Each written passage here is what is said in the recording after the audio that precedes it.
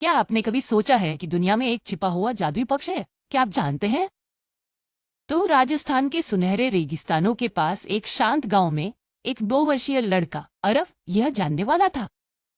Arab ने 4 कहानियां सुनी, राजाओं, योद्धाओं और जादुई भूमि की, जो उसकी दादी हर रात उसे सुनाती थी। ये कहानियां उसकी भागने की जगह थी, बहादुर नायकों और उनके अद्भुत खजाने की खोजों से भरी हुई। एक धूल भरी शाम, जब वह एक पुराने स्टोरेज रूम में झांक रहा था, अरव को एक छोटी भूली हुई लकड़ी का डिब्बा मिला। जब उसने इसे खोला तो उसका दिल उत्साह से धड़कने लगा। इसके अंदर भारत का एक प्राचीन नक्शा था, लेकिन यह कोई साधारण नक्शा नहीं था। इसके रेखाएं एक हवा की जादुई रोशनी के साथ चमक रही थी। ऊपर एक सुंदर लिपि में लिखा था, एकता का राज्य वहां छिपा है जहां दिल बहादुर है। जैसे ही उसने ये शब्द पढ़े, कमरा एक शानदार सुनहरे प्रकाश में नहा गया। एक कोमल फिर भी शक्तिशाली आवाज उसके चारों ओर गूंज उठी, अरव, भारत को तुम्हारी जरूरत है। वह समझ नहीं पाया कि क्या हो रहा है। तभी दुनिया उसके चारों ओर घूमने लगी और एक झपकी में वह अपने धूल भरे स्टोरेज रूम में नहीं था। एक जादुई भारत की भूमि में, जो अधिक जीवंत, अधिक रंगीन और उससे कहीं अधिक भव्य थी जितना उसने कभी सोचा था। उसकी पहली चुनौती तुरंत सामने आई। वह बर्फीले हिमालय में था, जहां एक विशाल तूफान चल रहा था जो पहाड़ों को हिला रहा था। गांव वाले डर के मारे सिमट गए। तूफान से बाहर एक शानदार चमकती हुई चील प्रकट हुई और बोली। उसकी आवाज खुद हवा की तरह थी, इस तूफान को शांत करने के लिए तुम्हें साहस दिखाना होगा। अरव डर गया, लेकिन उसकी दादी के शब्द उसके मन में गूंजने लगे। साहस का मतलब डरना होना नहीं है, यह अपने डर का सामना करना है। एक गहरी सांस लेते हुए उसने खतरनाक बर्फीले रास्ते पर चढ़ाई शुरू की। हर कदम के साथ उसने अपने डर को किनारे किया। अंततः चोटी पर पहुंचकर उसने चमकते हुए नक्शे को बर्फ से ढकी चोटी पर रखा। भयंकर हवाएं धीरे धीरे शांत होने लगी। भारी बर्फ हल्की बर्फ के टुकड़ों में बदल गई। तूफान में गर गया। महान चील ने अपना सिर उसके सामने झुका दिया। साहस राष्ट्र की रक्षा करता है, उसने कहा, जैसे नक्शे पर एक नई रेखा और भी उज्जवल चमकने लगी।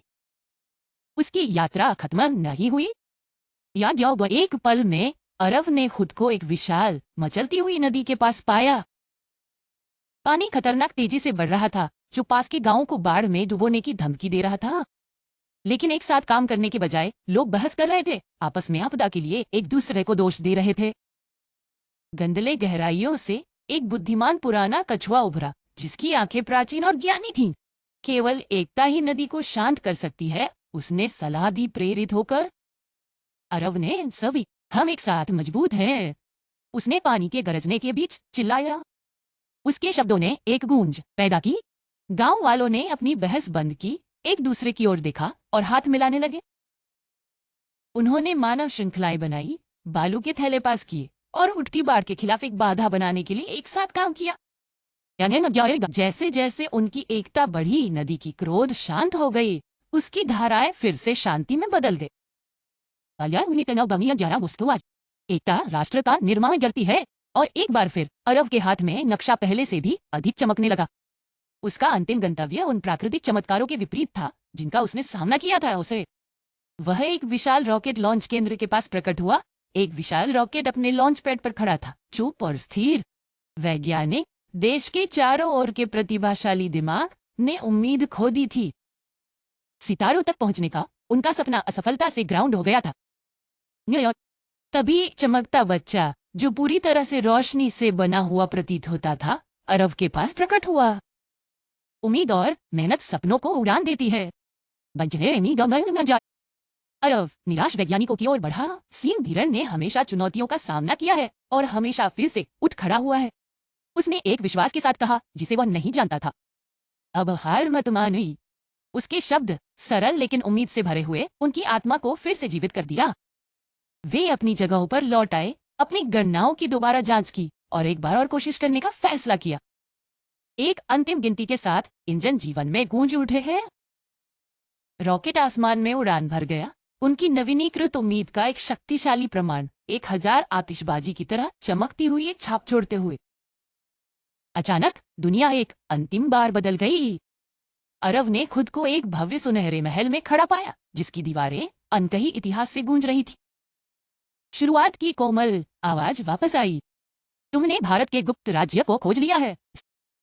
अरव ने चारों ओर देखा, चकित। लेकिन यह कहाँ है? मैं इसे नहीं देख। आवाज ने उत्तर दिया, कर्म और ज्ञान से भरी। यह एक जगह नहीं है जिसे आप नक्शे पर ढूंढ सकते हैं।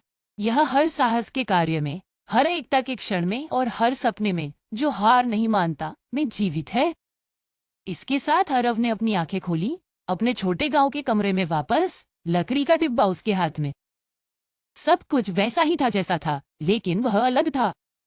उसे अब एक गहरा सत्य समझ में आ गया था। भारत की असली ताकत महलों या सेनाओं में नहीं थी। यह अपने लोगों के बहादुर दिलों द्वारा निर्मित एक राज्य था। और उसने सीखा कि यहाँ तक कि एक बच्चा साहस, एकता और उम्मीद के साथ उस राज्य को मजबूत बनाने में मदद कर सकता। हमारी कहानी देखने के लिए धन्यवाद। इसे लाइक, सब्सक्राइब और शेयर करना न भूलें। अगली बार मिलते हैं।